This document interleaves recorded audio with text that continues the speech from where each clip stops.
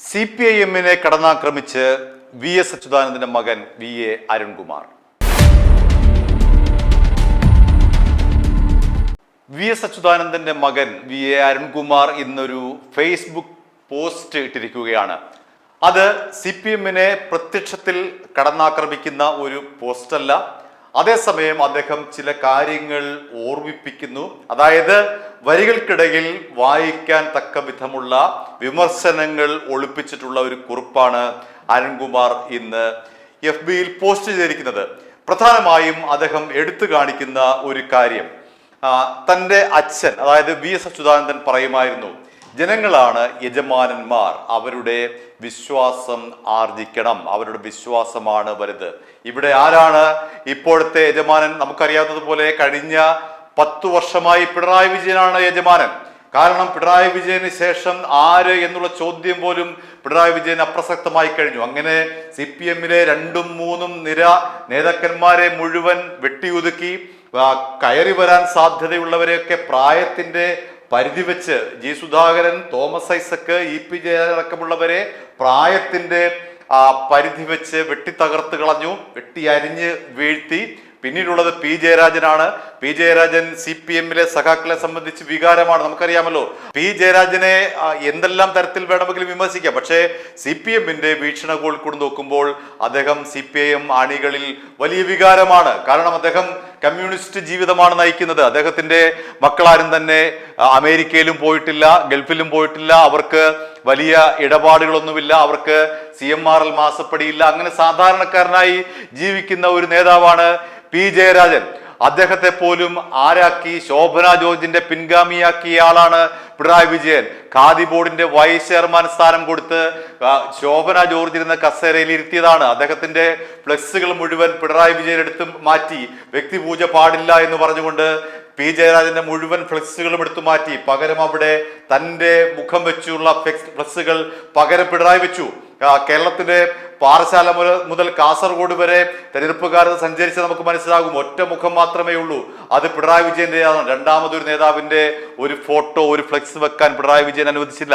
അങ്ങനെ കഴിഞ്ഞ 10 വർഷം പാർട്ടിയിലും ഭരണത്തിലും പിടിമുറുക്കിയ പിണറായി വിജയൻ ഓർക്കുന്നത് നല്ലതാണ് എന്ന് അരുൺകുമാറിന്റെ ഈ ഒരു വാചകങ്ങൾ വായിച്ചാൽ നമുക്ക് മനസ്സിലാക്കാൻ കഴിയും. അതായത് ജനങ്ങളാണ് യജമാനൻ, ഏതെങ്കിലും ഒരു വ്യക്തിയുടേതല്ല പാർട്ടി. പാർട്ടി എന്ന് പറയുന്നത്, CPM എന്ന് പറയുന്നത് ജനങ്ങളുടെ പാർട്ടിയാണ്, വ്യക്തിയുടെ പാർട്ടിയല്ല. അവിടെ ഒരു വ്യക്തിക്ക് യാതൊരു പ്രസക്തിയുമില്ല എന്നാണ് അരുൺകുമാർ പറഞ്ഞു വെക്കുന്നത്. ആ പ്രസക്തിയില്ല, ഒരു വ്യക്തിക്ക് പ്രസക്തിയില്ല എന്ന് അരുൺകുമാർ പറഞ്ഞു വെക്കുമ്പോൾ നമ്മൾ അല്പം പിന്നിലേക്ക് കൂടി പോകേണ്ടതുണ്ട്. അതായത് CPM-ലെ വിഭാഗീയത കനത്തു നിൽക്കുന്ന കാലം നമുക്കറിയാമല്ലോ. VS അച്യുതാനന്ദനും പിണറായി വിജയനും കൂടി ആ വിഭാഗീയതയുടെ പേരിൽ കേരളത്തിൽ അങ്ങോളം ഉണ്ടാക്കിയ എന്തൊരു ദുരിതമായിരുന്നു രണ്ടുപേരും കൂടി ഉണ്ടാക്കിയത്. അങ്ങനെ CPM-ന്റെ ചരിത്രത്തിൽ ഒരിക്കലും ഉണ്ടാകാൻ പാടില്ലാത്ത വിഭാഗീയതയാണ് രണ്ടുപേരും ചേരി തിരിഞ്ഞടിച്ചത്. അവസാനം VS വിഭാഗത്തെ പിണറായി വിജയൻ വെട്ടി അരിഞ്ഞ് ഒതുക്കി പാർട്ടിയിൽ തന്റെ സമ്പൂർണ്ണ ആധിപത്യം ഉറപ്പിച്ചയാളാണ് പിണറായി വിജയൻ. അപ്പോൾ അതൊക്കെ അരുൺകുമാറിന്റെ പോസ്റ്റിൽ നിന്ന് നമുക്ക് വായിച്ചെടുക്കാൻ കഴിയും. അത്തരം കാര്യങ്ങളൊക്കെ തന്നെ കഴിഞ്ഞ കാലങ്ങളിൽ ഈ വിഭാഗീയത, പിന്നീട് കഴിഞ്ഞ 10 വർഷമായി പിണറായി വിജയൻ പാർട്ടിയിലും ഭരണത്തിലും ഉണ്ടാക്കിയെടുത്ത ഏകാധിപത്യം, ഒരേ ഒരാൾ മതി, ഭരണത്തിലും മതി പാർട്ടിയിലും ഒരാൾ മതി എന്നുള്ള പിണറായി വിജയന്റെ നിലപാട്, ഇതിനെയെല്ലാം പരോക്ഷമായി വിമർശിക്കുന്ന കുറിപ്പാണ് അരുൺകുമാർ ഇട്ടിരിക്കുന്നത് എന്ന് പറഞ്ഞാൽ, അങ്ങനെ ആർക്കെങ്കിലും വിശ്വസിക്കേണ്ടി വന്നാൽ, അങ്ങനെ ആരെങ്കിലും കരുതിയാൽ അവരെ കുറ്റം പറയാൻ കഴിയില്ല. ഇനി ആ കുറിപ്പിന്റെ പൂർണ്ണരൂപം എന്താണ് എന്ന് നമുക്ക് വായിച്ച് മനസ്സിലാക്കാം. അദ്ദേഹം പറയുന്ന ആദ്യത്തെ കാര്യം ഇതാണ്. ആ കുറിപ്പിന്റെ പൂർണ്ണരൂപത്തിൽ, സമകാലിക രാഷ്ട്രീയ വിവാദങ്ങളും പ്രചരണങ്ങളും സ്വാഭാവികമായും താഴെത്തട്ടിലുള്ള സാധാരണ പ്രവർത്തകരിൽ ചില ആശങ്കകൾ സൃഷ്ടിക്കുന്നുണ്ടാകാം. ശ്രദ്ധിക്കുക, ആശങ്കകൾ സൃഷ്ടിക്കുന്നുണ്ടാകാം എന്ന് അദ്ദേഹം പറയാതെ പറഞ്ഞു വെക്കുന്നു. അത്തരം സന്ദർഭങ്ങളിൽ ജനങ്ങളോട് ഏറ്റവും അടുത്ത് കാര്യങ്ങൾ തുറന്നു പറയാനും രാഷ്ട്രീയമായി പ്രതിരോധിക്കാനും നേതൃത്വം മുന്നിട്ടിറങ്ങുന്നത് സ്വാഭാവികമായ ജനാധിപത്യ പ്രക്രിയയാണ്. എന്നാൽ ഏതൊരു പ്രതിസന്ധി ഘട്ടത്തിലും നാം ഓർക്കേണ്ട ഒരു അടിസ്ഥാന തത്വമുണ്ട്. ഈ പ്രസ്ഥാനം പടുത്തുയർക്കപ്പെട്ടത് ഏതെങ്കിലും വ്യക്തികളുടെ താല്പര്യത്തിലല്ല, മറിച്ച് തലമുറകളായി ചോരയും വിയർപ്പും നൽകിയ പാവപ്പെട്ട മനുഷ്യരുടെ വിശ്വാസത്തിലാണ്. കുപ്രചരണങ്ങളെ രാഷ്ട്രീയമായി ചേർക്കുമ്പോൾ തന്നെ സാധാരണക്കാരുടെ കണ്ണിൽ പ്രസ്ഥാനത്തിന്റെ വിശ്വാസ്യതയ്ക്ക് ഒരു പോറൽ പോലും ഏൽക്കാതിരിക്കാനുള്ള ജാഗ്രത ഓരോ ഘട്ടത്തിലും ഉണ്ടാകണം. തെറ്റുകൾ ഉണ്ടാകാതെ നോക്കാനും ജനങ്ങളുടെ സംശയങ്ങൾ ദൂരീകരിച്ച് സുതാര്യമായി മുന്നോട്ട് പോകാനും കഴിയുമ്പോഴാണ് ഏതൊരു ഇടതുപക്ഷ പ്രസ്ഥാനവും കൂടുതൽ കരുത്താർജിക്കുന്നത്. അച്ഛൻ എപ്പോഴും ഓർമ്മിപ്പിക്കുന്നുണ്ടായിരുന്നത് പോലെ ജനങ്ങളാണ് പ്രസ്ഥാനത്തിന്റെ യജമാനന്മാർ. അവരുടെ വിശ്വാസമാണ് ഏറ്റവും വലിയ മൂലധനം. ആശയപരമായ വ്യക്തതയോടെ സാധാരണക്കാരുടെ പ്രശ്നങ്ങൾക്കൊപ്പം നിന്ന് മുന്നോട്ട് പോകാൻ നമുക്ക് കഴിയണം. പ്രതിസന്ധികളെയും വിവാദങ്ങളെയും അതിജീവിച്ച് കൂടുതൽ ജനകീയമായി പ്രസ്ഥാനം മുന്നോട്ട് പോവുക തന്നെ ചെയ്യും.